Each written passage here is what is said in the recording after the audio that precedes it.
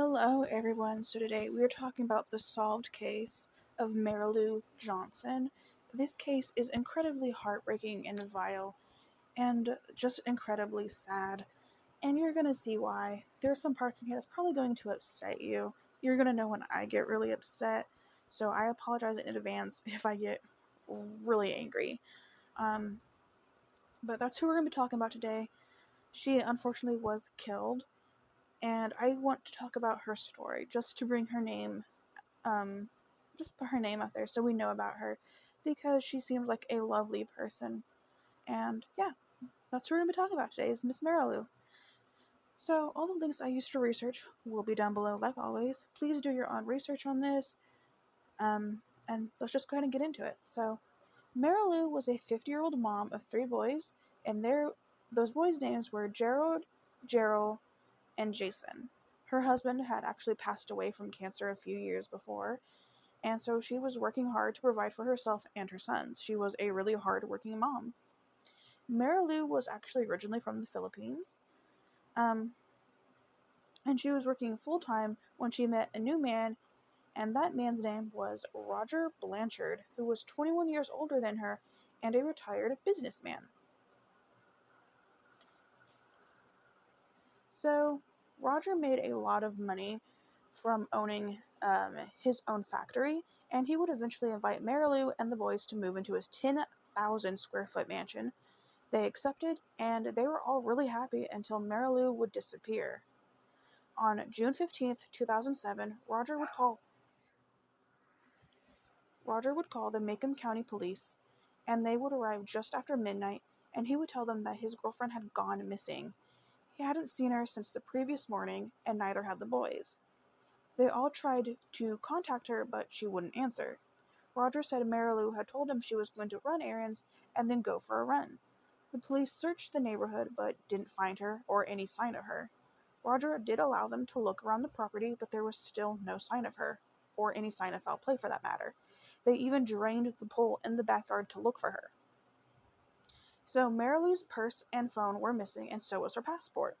Initially, they assumed that maybe she went back to the Philippines, maybe for a family emergency or something, but they quickly ruled that out because they did speak to her sister, and she had not went back to the Philippines.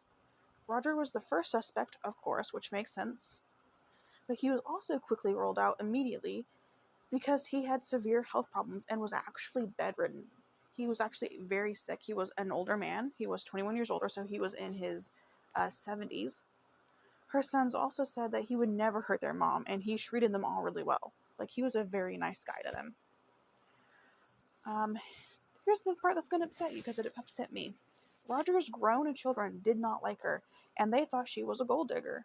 A year before she disappeared, Roger was sick in the hospital, and they hired an attorney to evict Marilou and the boys while he was in the hospital. They had a moving truck come to the home, and they made them leave. They forced them out of their home.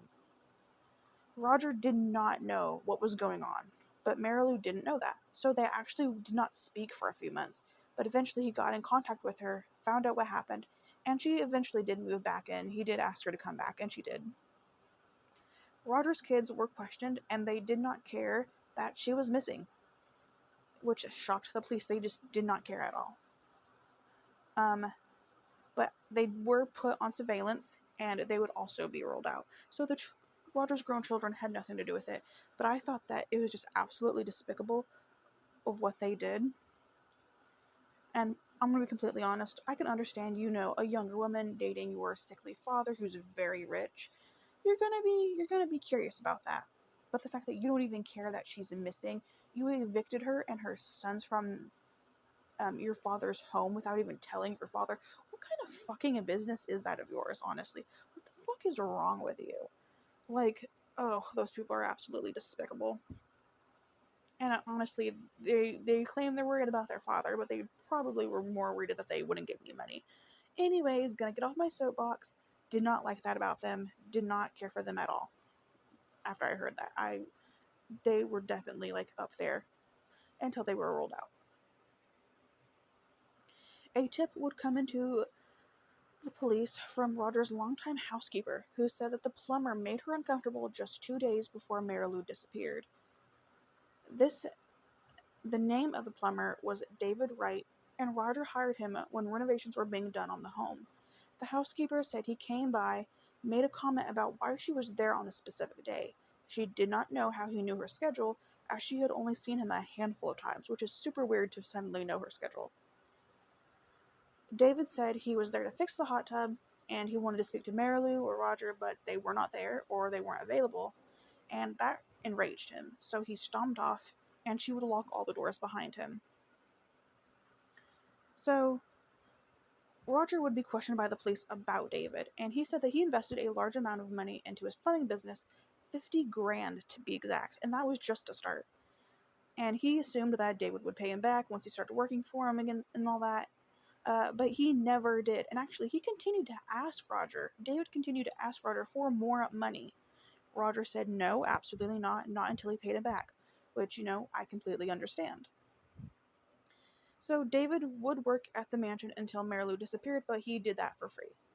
The police decided to follow him before they spoke to him just to see if he would raise any red flags, and he did. They followed him to a car wash where he did not wash his car but threw away some trash.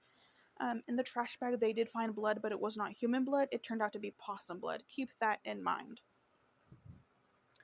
So, he was then taken into custody that night for not having a proper license plate.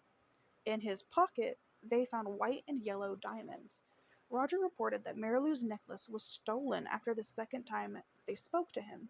They asked where he got the diamonds, and he claimed his ex-wife, but they were compared to the ones from Marilou's necklace, and it was a match. So they asked David what happened to her, and he came clean. He said it was an accident, that he went to repair the hot tub and was going to overcharge Roger for the new part. Marilou was leaving to run her errands when she told David that they didn't need him to fix the hot tub anymore. He had a temper already and snapped. He said he grabbed Marilou and threw her in the back of his truck. He said she fell, and when he pulled her up, there was blood and she was in shock. He said he poked her with a knife and she wasn't moving. He cleaned the blood off the driveway with the hose and left. He said he left with her body and went to his family's property and buried her. He then went back a few days later, took her body out, and buried an animal in that grave, which probably would have been the possum, and the possum blood in that trash bag, which is why I said keep that in mind.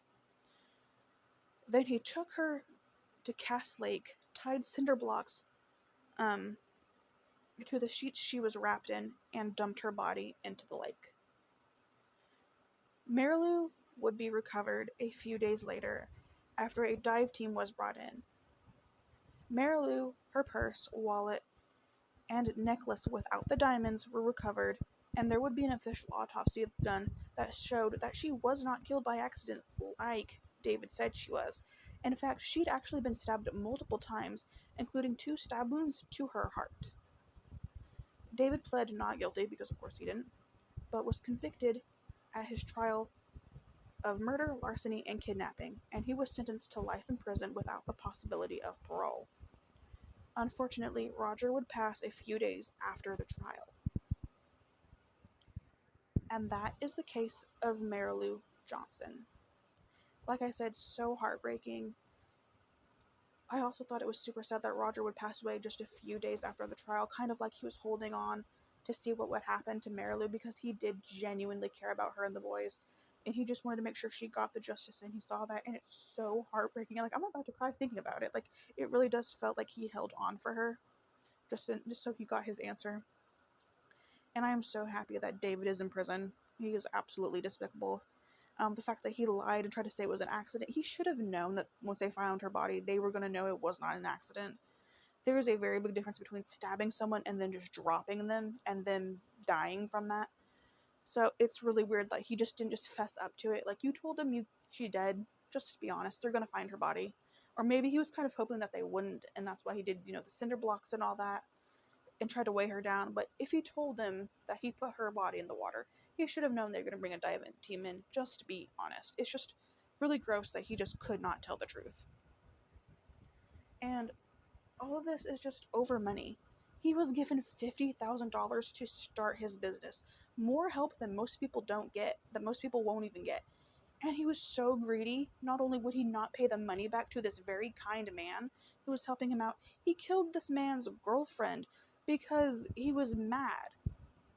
He wasn't getting any more money. All of this is over money, and it's just weird to think that Marilou's life was so little to him, mattered so little, that he just snapped.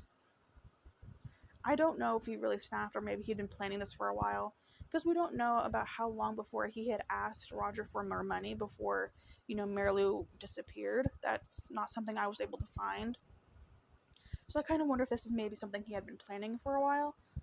Uh, I'm not sure. I also couldn't find that much about the trial itself, like whether or not he just said he was convicted of murder. I wasn't sure if it was first degree, second degree, or what.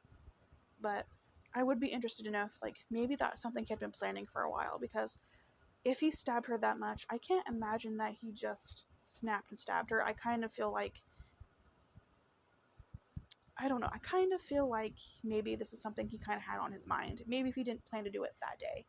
You know what I'm saying? But it's just really so sad what happened to Marilou. And those boys, those three boys, immediately lost their mom. They don't have parents now. Like I said, her husband passed away from cancer a few years before she moved in with Roger. So they're without parents. And they've been without parents since 2007 because someone valued money over someone's life.